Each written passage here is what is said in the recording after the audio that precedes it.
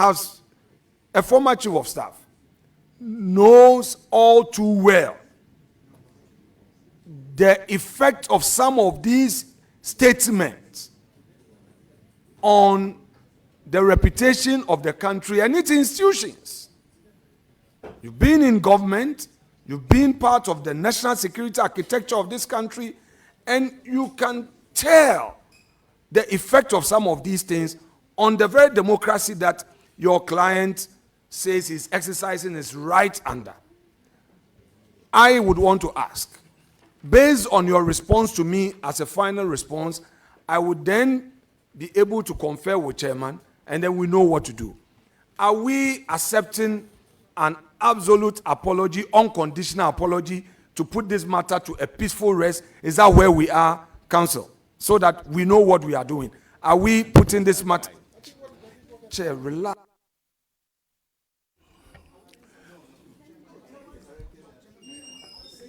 Chairman, one second. Please, you don't have the floor. Let's let him. So, Leonard Counsel, conclude. Are you here with an unconditional apology on the ownership of the other statement? An absolute one, unconditional, say so in clear language, let's leave here. If you feel strongly about some other things that indeed you've heard and you believe that verily same is true and you believe that is your right and you have to express it, say so. Then that one you cannot be apologetic about it when you feel strongly that indeed your source is reliable. Then we can escalate. But as we speak, you are not before a committee holding contempt proceedings. No. We are doing preliminary verification, validation of what has come to us. So I leave the floor to you, guided by what I have just put out. Thank you. Let me apologize for my lack of clarity to this committee. Maybe that's what's led to all this. But I did say, right from the word go, that two statements were made. The second one, we rejected completely. The first one, we said, yes, we made that post but give a certain reason and indicate that if that statement appears or seems to have, Counsel, with the greatest respect, as we sit here, very respected senior citizens of this country are engaging us. We were initially divided on this matter. Please help your client. It's not a matter of Leonard. We respect you. It's because I'm sure he knows why he chose you. You are a respected counsel. This issue of if, are you rendering an unqualified apology? If not, let's close this matter. Are you apologizing and are you going to pull it down and all? Let's close this matter. Because the speaker is of the view that we should manage this thing. And that is why we are managing. But you cannot continue. We give you the chance 50 years at the bar, this at the bar. No, Mr. Nanato does it. I would have protest. No, you can't protest if you want us to have no, because I've opened the window for us to solve this matter. This is not an NDC MPP matter. No. Chairman, Mr. Chairman, Chairman, with the greatest respect, I am no. We want to solve it, but this is not a matter of 10 years at the bar, 50 years at the bar. We are solving a problem. We have no, please, honorable, respected former chief of staff, respected politician and counsel. We are here to cooperate with you to solve a matter. We've also listened to good counsel. If you realize, both sides have come to a conclusion to solve this matter so that we don't escalate. I repeat, are you rendering an unqualified apology with the understanding from you that you are going to pull down the post? Yes, no. Let's proceed. Chairman, before we proceed. Record that the statement that he admitted to be the author is the one that we are asking him to render the unqualified apology. The fact that he said, I am not the author of this particular statement, it is incumbent upon the committee to deal with it regarding whoever is behind the statement. So we are limiting him to the statement that he admitted to be the author. Unless he's ready to provide evidence of what he is saying, let's proceed. You render the apology, and then you just pull the statement down, and then we walk away.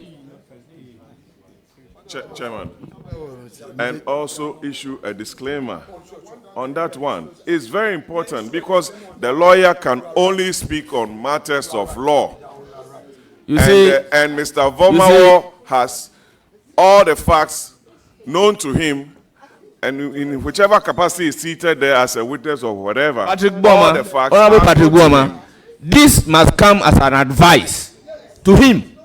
After he has rendered the apology, then we advise him that once you said you are not the author of this particular statement, we expect you to really issue a disclaimer.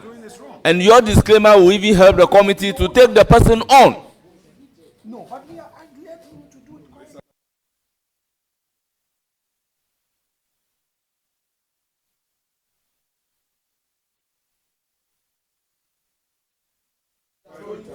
So, Honorable Counsel, the floor is now being given to your client.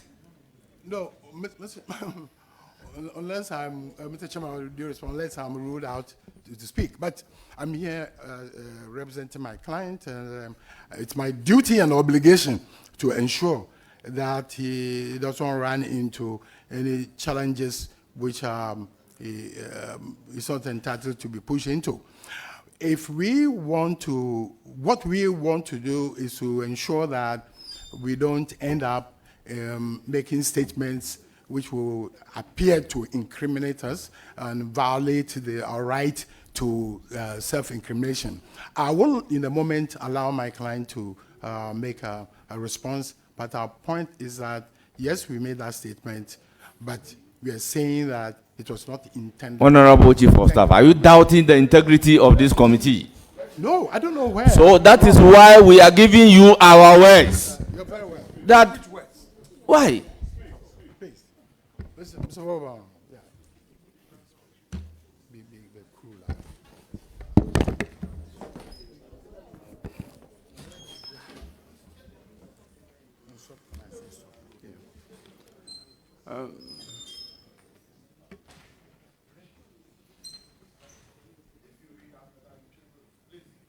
You have the floor.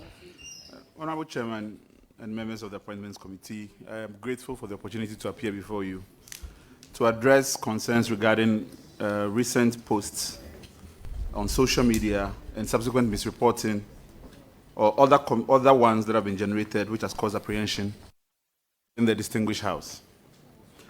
I want to begin by reiterating my utmost respect for the committee and its constitutional role and the job or task it has to vet persons to high office in this country. Yesterday, I watched the proceedings and was eagerly looking forward to the vetting of Dr. Manibuama, a man of enormous integrity and respect. I want to extend my apologies to him that his vetting process became the subject of, in some respects, overshadowed by conversations about an alleged post. I'm grateful that the committee in its wisdom has invited me and, in fact, also allowed the vetting to continue, which allowed Dr. Manibuama to show his grit and integrity. Mr. Chairman, yesterday, the second Deputy Minority Whip and Member of Parliament for Weja, Gbawe, the Honorable Jerry Ahmed Shaib, read a statement which is being referred to as the second statement, which was repeatedly attributed to me. As has been said categorically, those statements were not mine. At no point did I accuse the chair of this committee or members of the NDC for having asked for or to be given money or to submit themselves to oral. It is in fact on record that I've praised the chair of this committee for his leadership of the committee during the ministerial vettings. And these were my comments, sir. May God grant us all the serenity and maturity of Honorable Ahiafo Bernard, for in the face of grave immaturity and tantrums, he retains his dignity.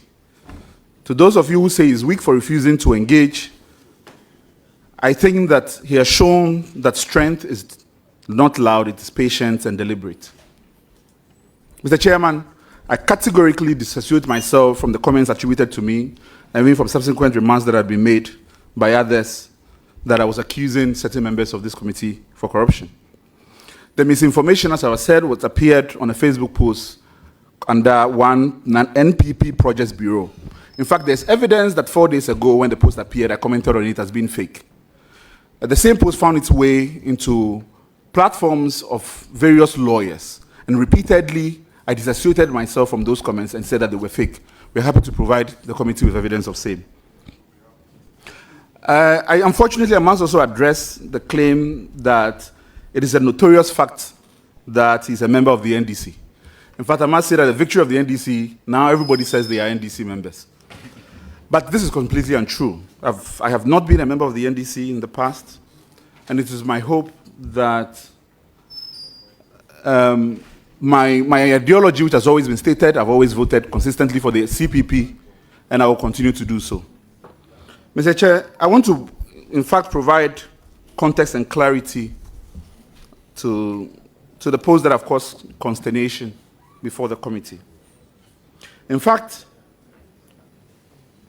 when I was making the post, I was referring in many respects, yes, to information that I had, and also in particular to these types of allegations that come up often and that plague this committee and its honorable duty before it. The intent of the post was to invite persons who were reaching out to me in my inbox because of the work I do, that there ought to be a process by which they submit themselves to. Now, in my choice of word, in fact, if you look at the statement that was made, that have been shared with me, you'd see that the post has been edited several times because I'm trying to convey the right tone. Unfortunately, perhaps lacking the gift of the gab, I made the post in a manner that suggests that I was accusing specific members of this committee to this. And Mr. Chair, if you allow me to further draw the committee's attention to the real import of that post and what I was trying to achieve with it.